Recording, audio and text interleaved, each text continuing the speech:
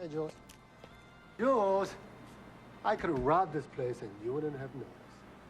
I know where you live, Tommy. Besides, what can I do you for? Well, I need some advice. Yeah, she is. Daddy!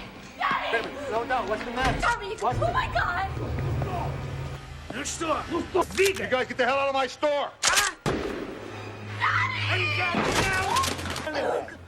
Oh God, don't let them hurt me, please! Please!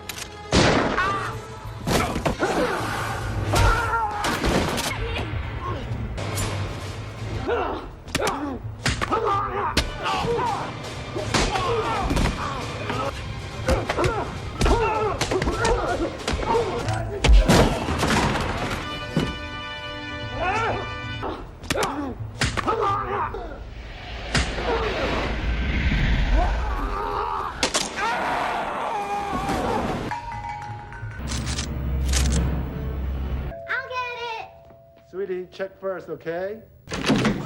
Oops. Is your mom or your daddy home? Daddy! Can I help you? Yes, thank you. I'm a volunteer for the Sacred Heart Parish. We're having a drive to help the poor. Sweetie, can you get $1 from my wallet, please? Okay, Daddy. Can't be too careful these days. The whole world's going to hell. Daddy? Daddy, I'm scared.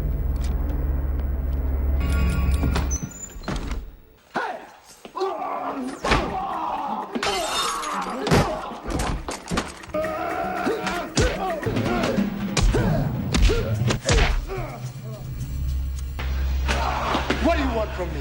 Give it to us, the disc.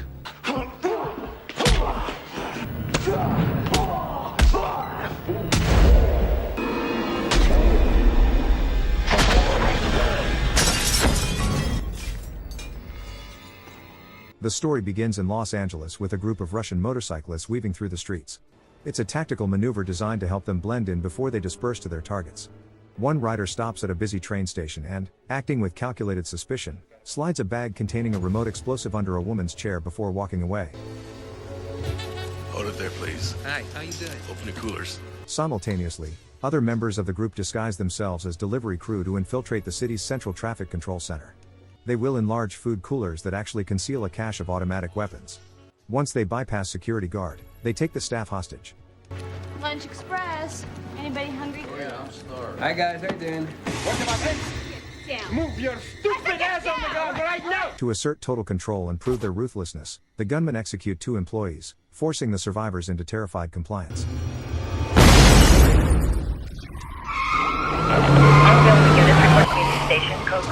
The bomb at the train station detonates, forcing the police and emergency services to divert all their resources to the blast site.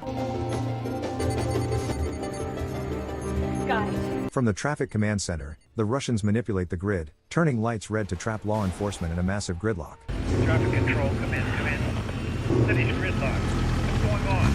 Under the cover of this manufactured chaos, a mob faction led by Lucas Slava intercepts a trailer transporting high-security government paper used to print U.S. currency. They kill all the police officers and treasury agents guarding it before using a heavy-lift helicopter to physically hoist the entire shipping container into the air. The paper route convoy, we're being hijacked. Over. Come in. Unit 211, we are unable to respond. All units are gridlocked at Union Station. Please stand by. With this paper, the mob intends to flood the global market with billions of untraceable, near-perfect counterfeit bills. Beautiful.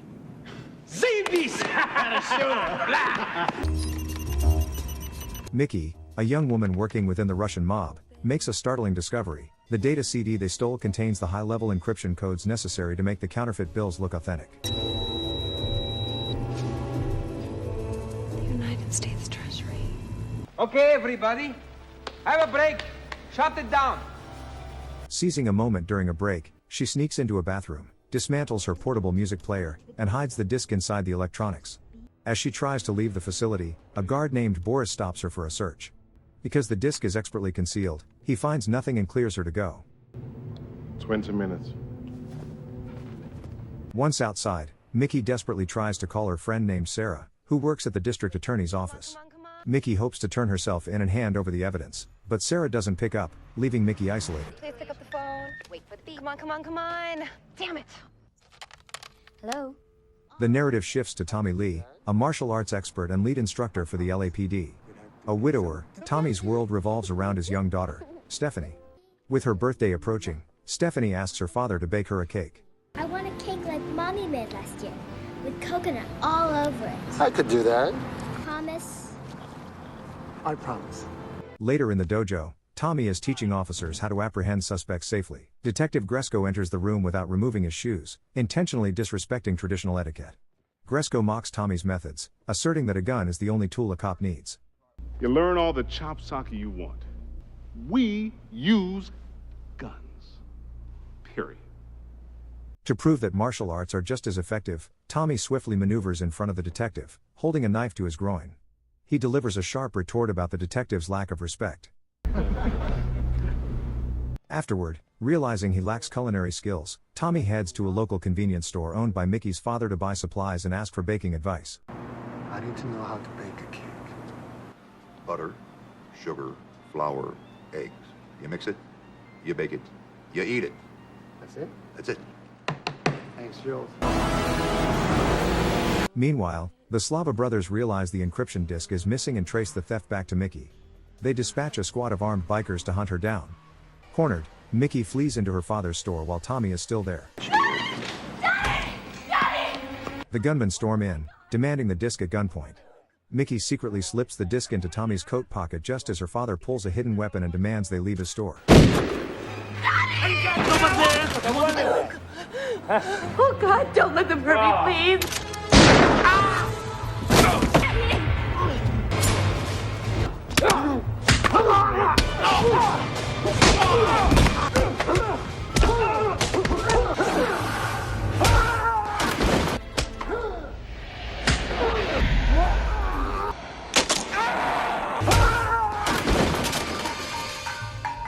Using his elite skills, Tommy dismantles the thugs in a flurry of precision strikes. In the chaotic scramble to save her father, Mickey is caught in the crossfire and shot in the stomach. Before the remaining thug can do more damage, the wounded father kills him with a single shot. However, Mickey's wound is fatal. She dies before reaching help, leaving Tommy caught in a deadly conspiracy. Medics and police units arrive at the store with Detective Gresco, and his partner Jack Jarvis leads the investigation. Did she give you anything? Tell you anything? No, nothing.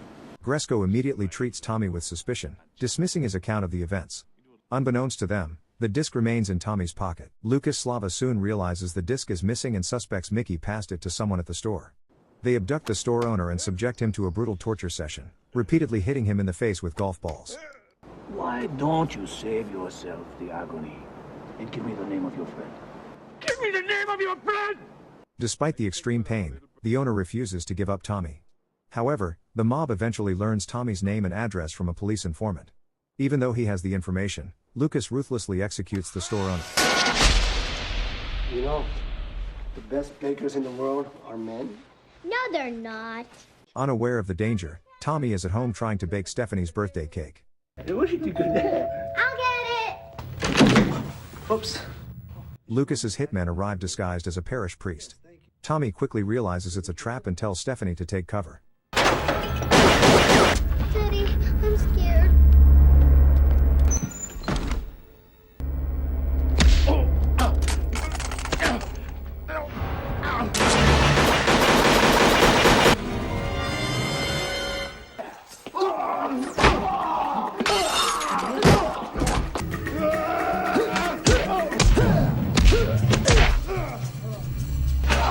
What do you want from me? Give to us the disc. I don't know what you're talking about.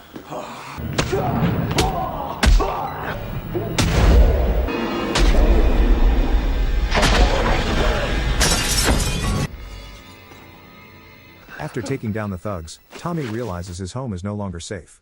As he grabs his coat to flee, the disc falls out. It is labeled with Sarah's name and phone number. Tommy stops at a phone booth to call Sarah, but there is no answer. Wait for the beep.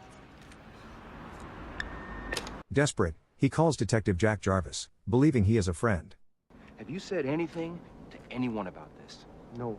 Once Tommy confirms he hasn't told any other cops about the disc, Jarvis drops his friendly facade and tries to kill him.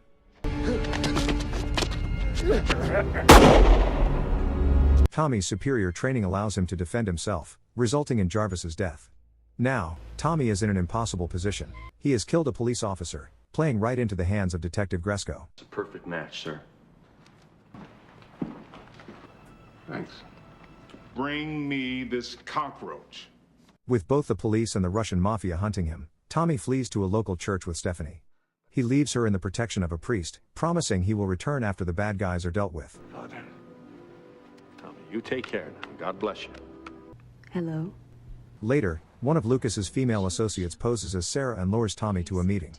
However, Gresko and a tactical team have been tracking him and launching a full-scale ambush. During the raid, Tommy knocks down an officer and corners Gresko at gunpoint.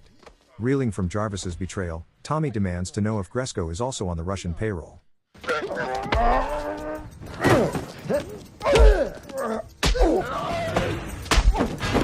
After a brief struggle, Tommy slips away with the help of Lucas's female associate, who is still playing the role of an ally. She brings him to a secluded motel and pretends to help him. While treating her injury, she secretly drugs his drink. Tommy loses consciousness and wakes up hung upside down from a ceiling in the basement of Lucas's mansion. Yuri Slava, the more sadistic brother, begins a brutal interrogation.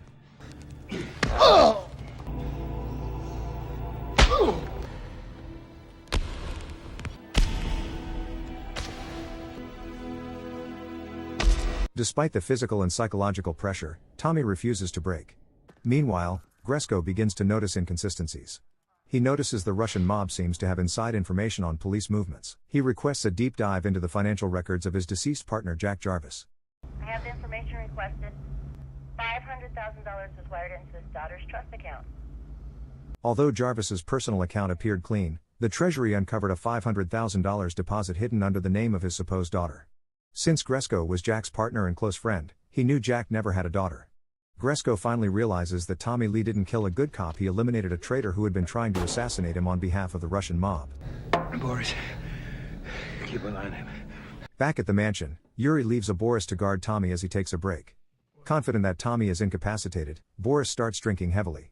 Despite being badly beaten, Tommy manages to break a glass and uses a sharp shard to cut his restraints. Once free, he overpowers the drunken Boris and makes a silent exit. As Tommy searches for a way out, he stumbles into the Lucas's private dojo, where a group of elite thugs are training. Look, you shouldn't go around hurting people. And why is that? Because they might just hurt you back.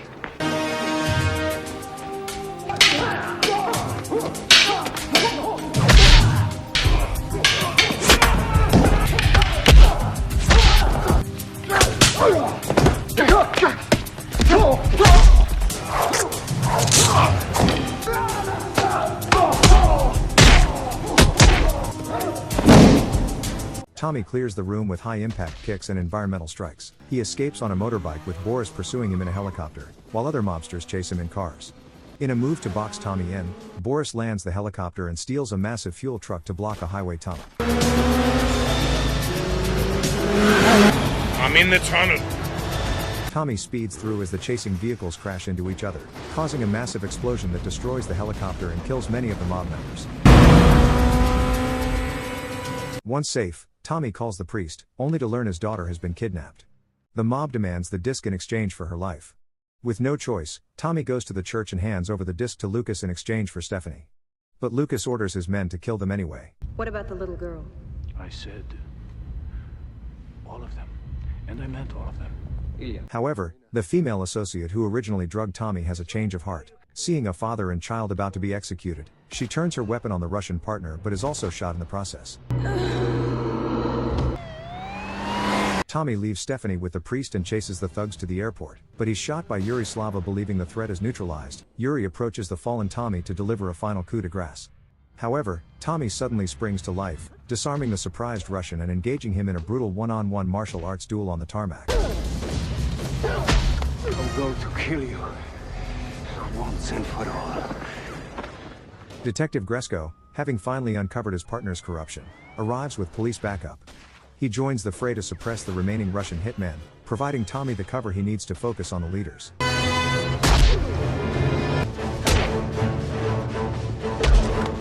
Come on, Yuri! Seeing his men fall and his brother Yuri locked in combat, he boards the plane and it begins its taxi down the runway. Tommy breaks off from the fight and commandeers a fire engine, raising himself on the truck's hydraulic arm to reach the plane as it gains speed. Tommy tosses the mobster's own explosive into the plane's open landing gear doors just before they close, incinerating Lucas and his counterfeit operation mid-takeoff.